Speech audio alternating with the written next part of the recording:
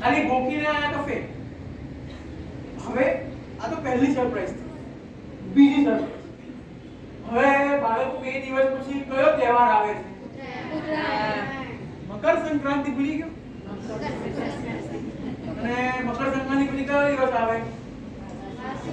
વાસી મકર સંક્રાંતિ ના, વાસી ઉત્તરાયણ. અને ઉત્તરાયણમાં સૌથી પ્રિય શું છે?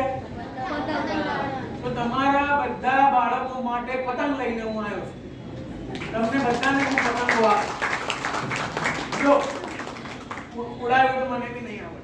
હું ટેરેસ પર જઉં છું. તો ટેરેસ પર તો જવાનું. શું કરવા જવાનું? ટેરેસ પર જવાનું. પતંગો તમે બધા આપવામાં આવશે. તમને બધાને ચોકલેટ આપવામાં આવશે. એ તમારી સરપ્રાઈઝ છે.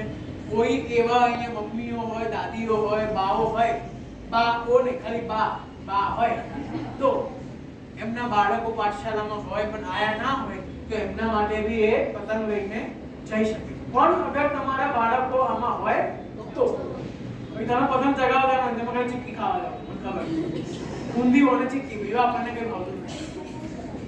અરે સમજો, આ બીજી સરપ્રાઈઝ.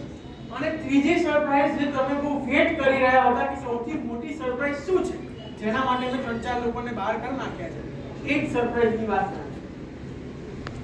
એ સરપ્રાઈઝ છે કે આગળ આવતા 1 કે 2 મહિના પછી, આપણા 1-2 સેશન પછી તમને સર્વને ફરી કોઈ એક જગ્યાએ લઈ જવામાં આવશે. આ વખતે ગૌશાળા કરતા ઉત્તમ કક્ષ, એના કરતા સારી જગ્યાએ, વધારે મજા આવે એવી જગ્યાએ, with new innovation in પાઠશાલા. Like આપણે જે ક્વિઝ લઈએ છીએ, પ્રશ્ન ઉત્તરી કરીએ છીએ, એને થોડુંક આપણે વધારે સારું બનાવીશું, એને એક લેવલ અપ કરીશું. અને આગળના ક્વિઝ એન્ડ ઓલ જે આપણે સરપ્રાઈઝ વાળી જગ્યાએ જવાના છીએ એ બધા હાર્ડ આવશે. Hard difficult quiz. એટલે તમે અત્યારથી એ સરપ્રાઈઝ માટે રેડી રહેજો. તમારે બધાને એમાં જોઈન થવાનું છે. આજનો પાઠશાળાનો સેશન આપણે અહીંયા પૂર્ણ કરીએ. જલ્દ આગલા મહિને આપણે સર્વ ભેગા થઈશું. કોઈને બી પાઠશાળામાં રજીસ્ટ્રેશન કરાવવું હોય તો એ without hesitation, without any compromise આ પાઠશાળામાં રજીસ્ટ્રેશન કરાવી શકે છે.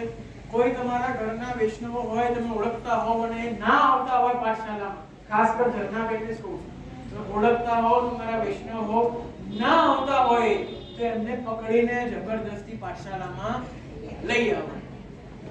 વધારે સમય ના લેતા. સર્વ વૈષ્ણવોને પાઠશાળાના ખૂબ ખૂબ આશીર્વાદ, ખૂબ ખૂબ આનંદ કરતા.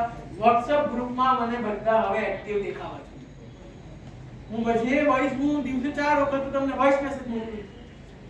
તમે કોઈ સાંભળતા નથી. મેં સાંભળ્યું